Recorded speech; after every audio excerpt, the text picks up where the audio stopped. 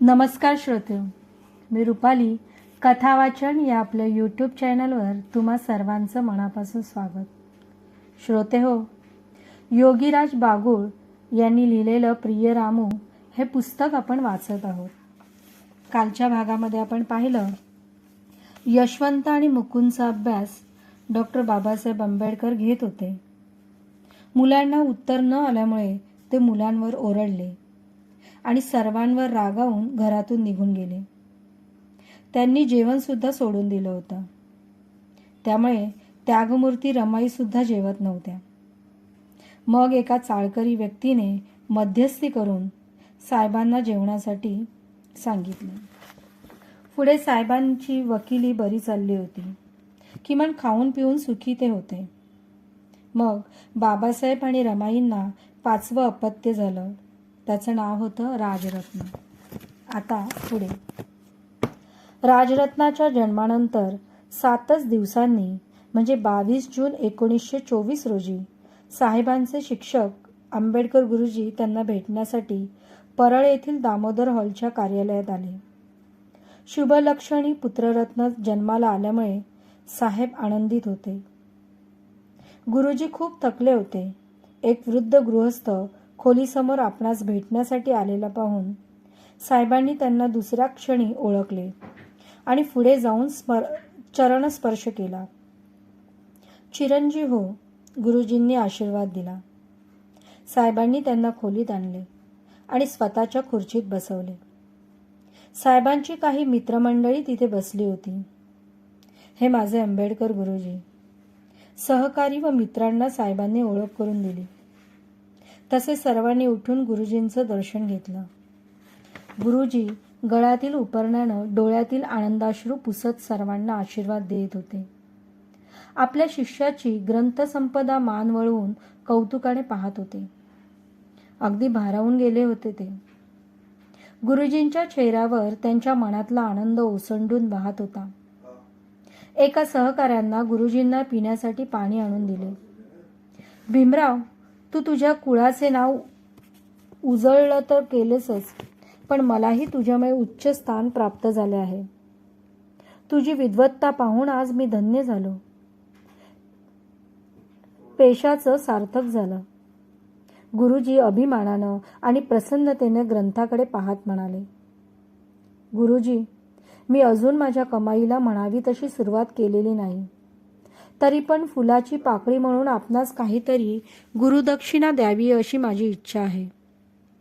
साहेब नम्रतेने म्हणाले, भीमा, तू ही जी अफाट विद्या संपादन केली आहेस ना, तीच माझी गुरुदक्षिणा. तीच तुझी मोठी कमाई आहे. अरे, शिक्षकाचे कर्तृत्वान विद्यार्थी हीच खरी त्यांची संपत्ती आणि वैभव. संपूर्ण जगात तुझ्या नावलौकिक व्हावा हीच माझी इच्छा आहे. गुरुजी म्हणाले, नाही गुरुजी, माझे मन मोडू नका. हवं तर मी तुमच्या घरी येऊन तुम्हाला गुरुदक्षिणा देईन, पण नाही म्हणू नका. डॉक्टर साहेब आर्जव करीत म्हणाले, अरे भीमा, आमचे घर म्हणजे सोवळ्याचे आगार. तिथे कोणाकडून तुझा अपमान झाला तर तो मला सहन होणार नाही. त्यापेक्षा मीच तुझ्याकडे येत्या गुरुवारी येणार आहे.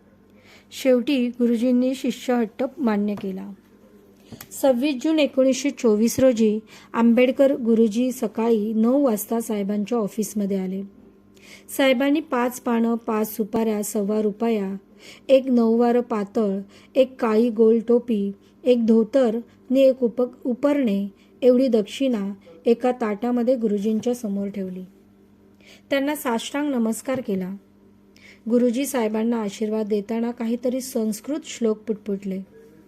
त्यांनी या शिष्याची आस्तेवाईकपणे पुन्हा विचारपूस केली आणि जरा वेळानं आंबेडकर गुरुजी संतुष्ट मनानं त्यांच्या निवासस्थानाकडे परतले. आतापर्यंत पैशांच्या अभावी साहेबांच्या यापूर्वी सर्व मुलांची खूप आबाळ झाली होती. आता तशी स्थिती नाही याचे साहेबांना मनस्वी समाधान वाटले. राजरत्नाच्या जन्मानंतर रामूबाईंना क्षयाची बाधा झाली असल्याचे डॉक्टरांनी तपासाअंती सांगितले. राजरत्नाला आईपासून वेगळे ठेवणं गरजेचं होतं. बाळाची चांगली निगा ठेवली जावी व त्याची जोपासना यथोचित व्हावी म्हणून त्यांनी एक नर्स ठेवण्याचे ठरवले. परंतु BIT चाळीत आणि तेही महाराच्या कुटुंबात काम करण्यास कोणतीही हिंदू नर्स तयार होईना. अशी तशी एक ख्रिश्चन नर्स मिळाली. ती आठवड्यातून 2 वेळा रामूबाईला आणि राजरत्नाला तपासत असे व योग्य ते औषधोपचार व टॉनिक देत असे. साहेब कोर्टातून आले की कार्यालयात कपडे बदलून घरी येत आणि राजरत्नाशी खेळत बसत. कधी कधी राजरत्नाला अंगाखांद्यावर घेऊन चाळीतील लोकांशी गप्पा मारीत. लेकाला खेळवण्याचे त्यांचे प्रकारही मुलखा वेगळे होते. सर्वसामान्य वडील त्यांच्या अपत्यास तू माझा राजा आहेस, बाबू आहेस, तू माझा सोन्या आहेस आणि तू माझा वंशवेल आहेस असं म्हणतात. मात्र साहेब राजरत्नाला तू सिंहाचा छावा आहेस, तू वाघाचा बछडा आहेस, तू पंडितांचा महापंडित होणार आणि तू तसाच पराक्रम केला पाहिजेस असे म्हणून खेळवीत असत. बाळाबरोबर खेळण्यात ते इतके दंग होत आणि इतक्या मोठमोठ्याने बोलत की चाळीच्या अख्ख्या मजल्यावर त्यांच्या बोलण्याचा आवाज घुमत असे. साहेब संसारात रमून गेले असे सर्वांना वाटे. बाळाबरोबर खेळताना न त्यांना आंघोळ वेळेवर करण्याचं भान असे न जेवण. दोघा बापलेकांचं खेळणं आणि खेळवणं पाहून रमाबाईंचं मन हरवून जाई. साहेब संसारी रमल्याचं पाहून तिला समाधान वाटे. साधा सोजवं संसारिक गृहिणीला आणखीन काय हवं असतं. दिवस पुढे सरकत होते आणि राजरत्न कलेकलेनं वाढत होता. काटकसर करून लंडनमध्ये राहिलेली ग्रंथसंपदा आणण्यासाठी साहेबांनी काही पैसे जमवले आणि लंडनमधील मैत्रीण फ्रान्सिस फिtzgeraldला पाठवून दिले. साहेब लंडनमध्ये शिकत असताना भूक मारून त्यांनी अतिशय महत्त्वाच्या आणि दुर्मिळ अशा ग्रंथांची खरेदी केली होती. तिथला अभ्यास पूर्ण झाल्यानंतर साहेब भारतात येण्यास निघाले. मात्र त्यांच्याजवळ ग्रंथाच्या पेट्यांचे पार्सल पाठवण्यासाठी पुरेसे पैसे नव्हते. त्यांनी त्या पेट्या फॅनीच्या घरी ठेवल्या आणि भारतात जाऊन पैसे पाठवल्यानंतर ते पार्सल पाठवून दे अशी तिला विनंती केली. साहेबांनी पैसे पाठवल्यानंतर त्यामध्ये आणखी स्वतःचे काही पैसे घालून तिने सगळी तजवीज केली. साहेबांच्या ग्रंथाच्या पेट्यांचे पार्सल त्यांना पाठवून दिले आणि साहेबांना पत्रही पाठवले. अगोदरच BIT चाळीतील त्यांची अभ्यासाची खोली ग्रंथांनी दाटली होती. लंडनहून आणलेल्या ग्रंथाच्या पेट्या कुठे ठेवाव्यात या चिंतेत साहेब होते. दामोदर हॉलच्या खोलीत पुस्तके मावणार नाहीत म्हणून त्यांनी हॉलच्या मागील बाजूस असलेल्या मच्छूबाई इमारतीत तळमजल्यावरील कोपऱ्यात एक खोली भाड्याने घेतली. तिथं एक पुरुषभर उंचीचे लाकडी स्टँड बनवून घेतले आणि त्यावर ग्रंथाच्या पेट्या विषयावार ठेवल्या. आता साहेबांच्या संसाराची घडी नीट बसली होती. वकिलीही चांगली चालली होती. बॉटली बॉयमध्ये शिकवण्याचे पैसे मिळत होते. मात्र आता त्यांना ध्यास लागला होता तो पशुहीन जीवन जगणाऱ्या बहिष्कृत समाज जगवण्याचा, त्याच्या उत्थानाचा, त्याच्या मनामध्ये स्वाभिमानाचे स्फुल्लिंग पेटवण्याचा. एव्हाना त्यांच्याकडे सवर्ण समाजातील बरेच सुशिक्षित समाजकार्यकर्ते आकर्षित झाले होते. त्यांनी 1920 साली मूकनायक पाक्षिक काढून तसा प्रयत्नही करून पाहिला होता. मात्र तशी परिस्थिती नव्हती. दलितेतर सहकाऱ्यांच्या सहकार्याने समाजोद्धारासाठी एखादी सेवाभावी संस्था स्थापन करण्याचा विचार साहेब करीत होते. तद अनुषंगाने साहेबांनी 9 मार्च 1924 रोजी सहकाऱ्यांबरोबर एक बैठक घेतली. कार्यकारिणी निश्चित करण्यात आली. 20 जुलै 1924 रोजी परळच्या दामोदर ठाकरसी हॉलमध्ये बहिष्कृत हितकरणी सभा या सेवाभावी संस्थेची अधिकृतपणे स्थापना करण्यात आली. सभेचे अध्यक्ष होते सर चिमणलाल सेटलवाड, तर सभेच्या कार्यकारिणीचे अध्यक्षपद डॉक्टर साहेबांकडे सुपूर्द करण्यात आले. सभेचा कार्यवाह सी. ना. शिवतकर आणि संस्थापक कोषाध्यक्ष निवृत्ती तुळशीराम जाधव हे दोघे अस्पृश्य बांधव वगळता कार्यकारिणीवर बहुतेक पदाधिकारी सवर्ण समाजातीलच होते.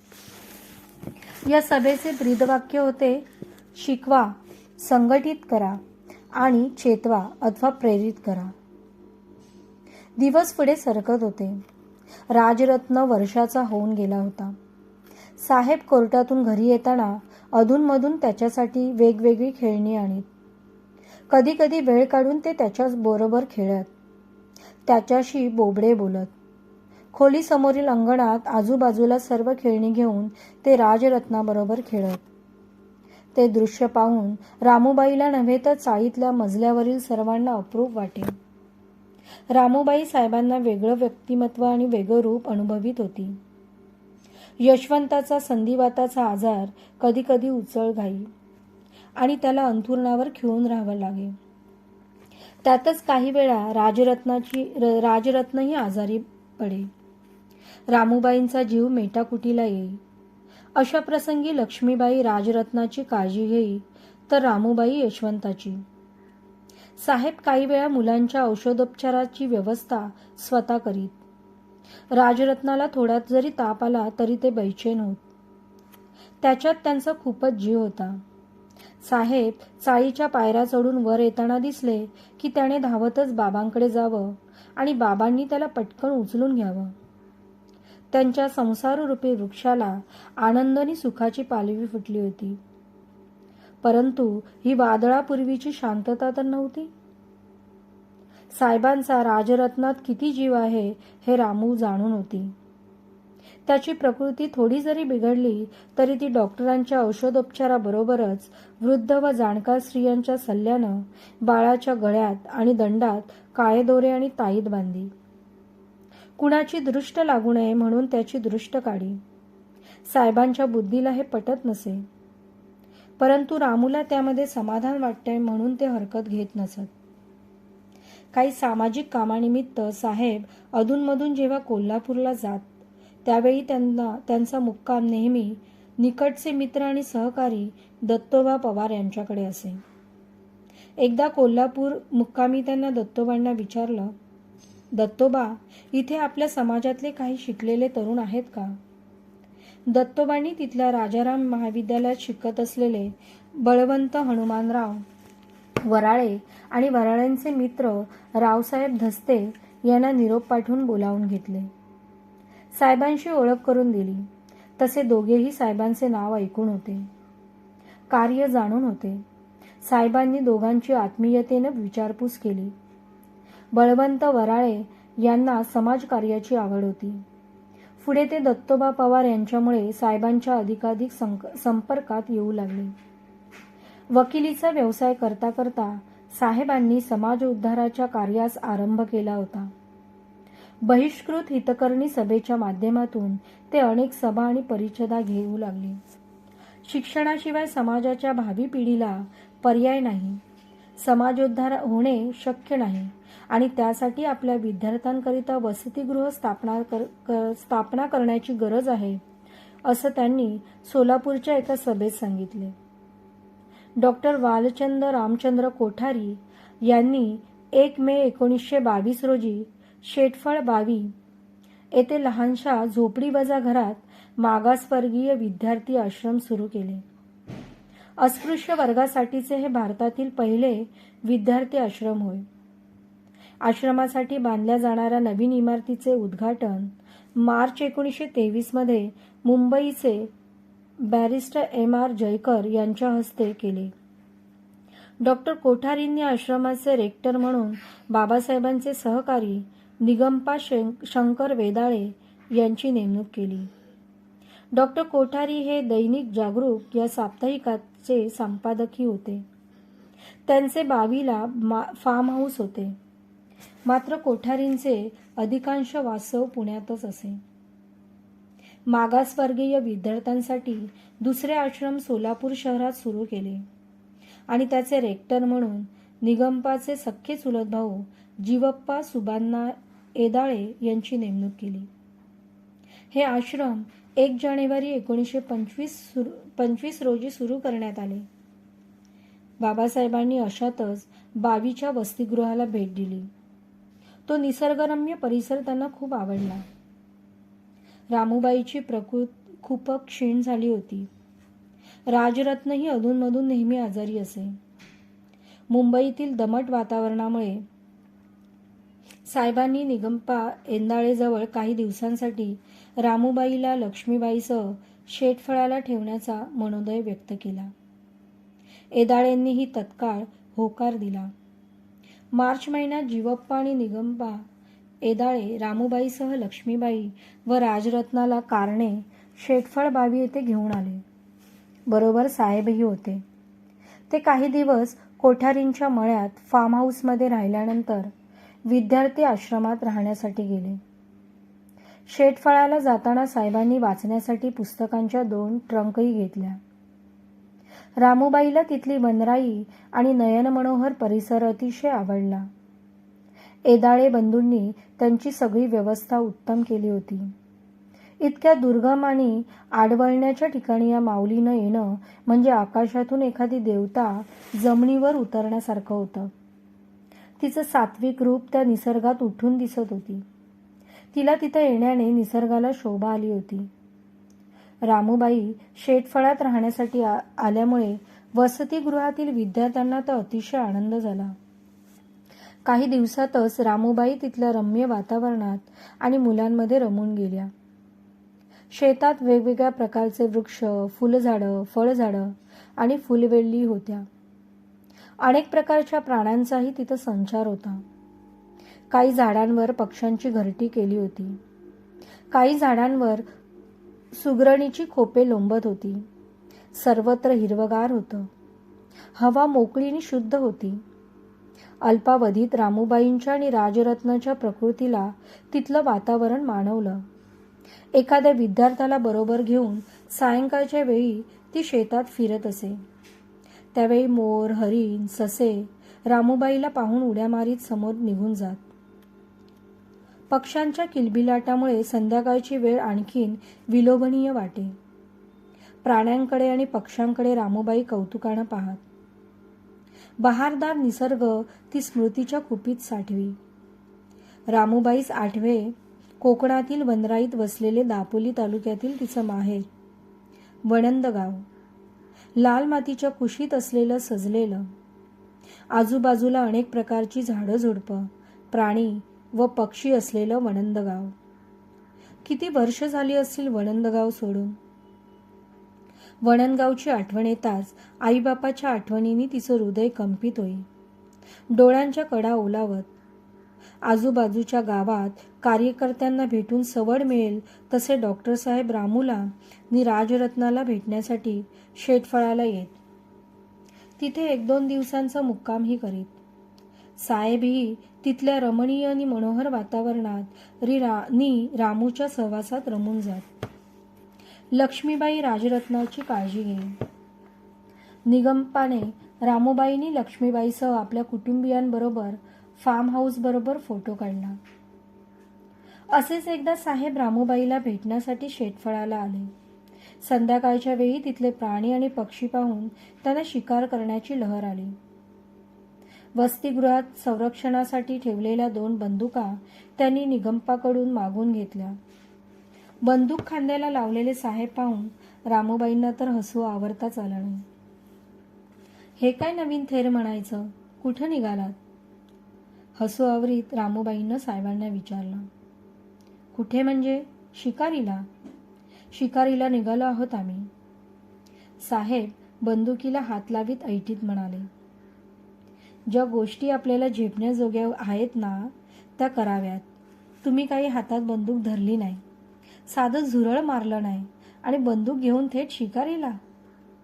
उगीच कशाला, दुखापत करून घ्याल.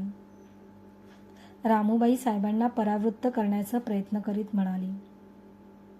अगं, मी रणांगणात लढणाऱ्या शूरसैनिकाचा मुलगा तर आहेच, पण नातू सुद्धा आहे.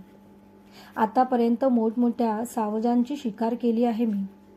शत्रूला ठेचला आहे. तो आता फक्त बघच मी कशी शिकार करून आणतो ते. साहेब निश्चयाने म्हणाले. एकदा मनावर घेतलेली गोष्ट साहेब सोडत नाहीत हे रामूबाई जाणून होती. ती साहेबांनी उपरोधिकपणे मान हलवली. बरं बघतो, पण उद्योग वाढवून घेऊ नका पण उद्योग वाढवून येऊ नका म्हणजे झालं, एवढंच बोलली. आणि साहेब निगंपाला बरोबर घेऊन जंगलाकडे ऐटीत शिकारीला निघाले. पाटमोऱ्या साहेबांकडे पाहत रामूबाई गालातल्या गालात हसत होती. हे प्रकरण म्हणजे अफलातूनच आहे बाई, तिच्या मनात येऊन गेलं. दुसरी बंदूक निगंपाच्या खांद्याला होती. तो साहेबांच्या मागे चालत होता. काहीच बोलण्याची सोय नव्हती. साहेबांचे व्यक्तिमत्व भारदस्त असल्यामुळे चालताना गवतावर पाय पडला की सर्र असा आवाज येई. त्या आवाजानं ससे, हरिण, माकड यांच्या समोर उड्या मारीत भरभरून पळून जात. साहेब सावध शोधू लागले. इतक्यात त्यांना हरणाचा एक कळप येताना दिसला. लागलीच एका उंच बांधावर ते गुडघ्यावर दबा धरून एक बंदूक सज्ज ठेवून बसले. एका हरणावर लक्ष केंद्रित केलं. सावज दृष्टिक्षेपात येताच साहेबांनी बंदुकाचा चाप ओढला. बार उडाला. मोठ्यानं आवाज झाला. चाप ओढताना बंदुकीनं जोरदार झटका दिला. साहेबांचा तोल गेला. बंदुकीचा दस्ता उलट्या दिशेने त्यांच्या खांद्यावर आदळताच ते खाली कोसळले. एक दगड उडून त्यांच्या हनुवटीला लागली. जखम झाली. रक्त भळभळू लागलं. बंदुकीच्या दस्त्याच्या झटक्यानं त्यांचा खांदा दुखावला. नेमही चुकला. सगळी हरणं उड्या मारीत आणि आवाज करीत पळून गेली. साहेब खांदा चोळीत होते आणि पळणाऱ्या हरणांकडे पाहत होते.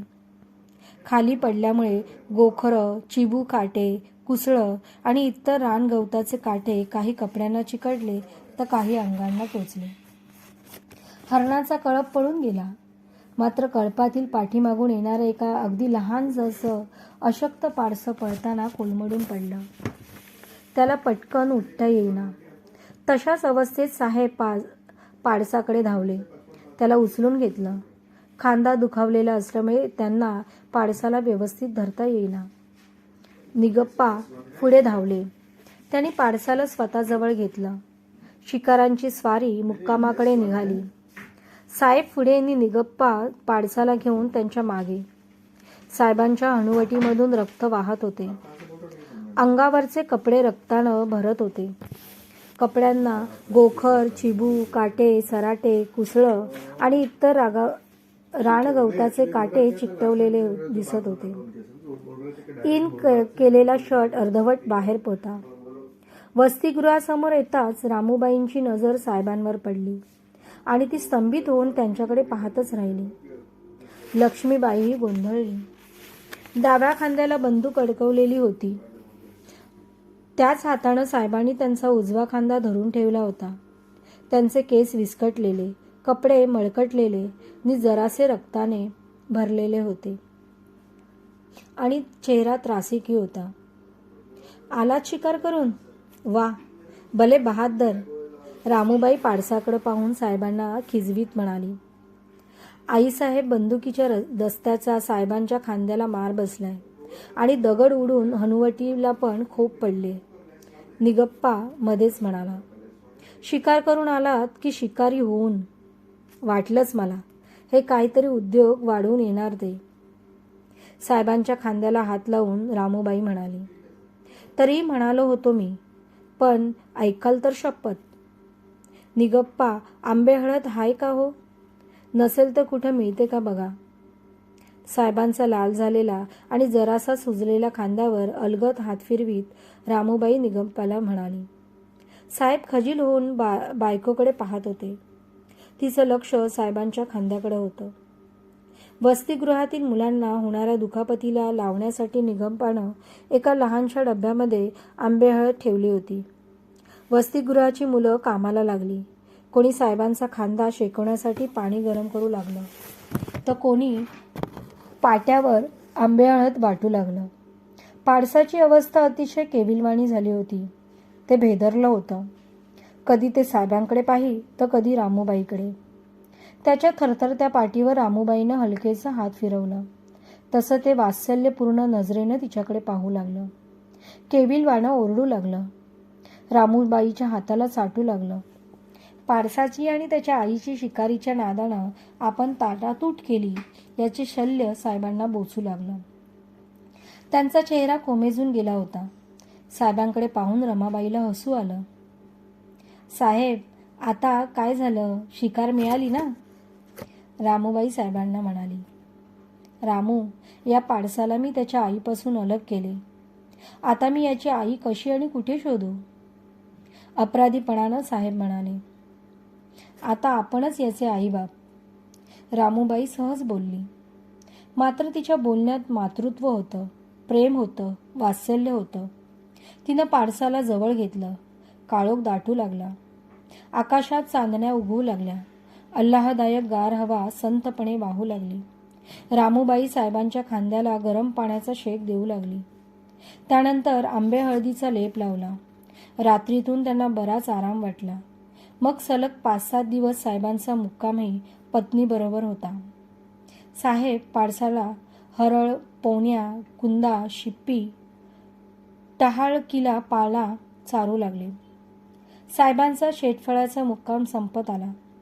शेटफळ बावीपासून पंढरपूर अवघे 20-25 मैलावर होतं. रामूबाईला पंढरपुरी जाऊन विठ्ठलाचं दर्शन घेण्याची खूप इच्छा होती. मात्र ती साहेबांना काहीच बोलली नाही.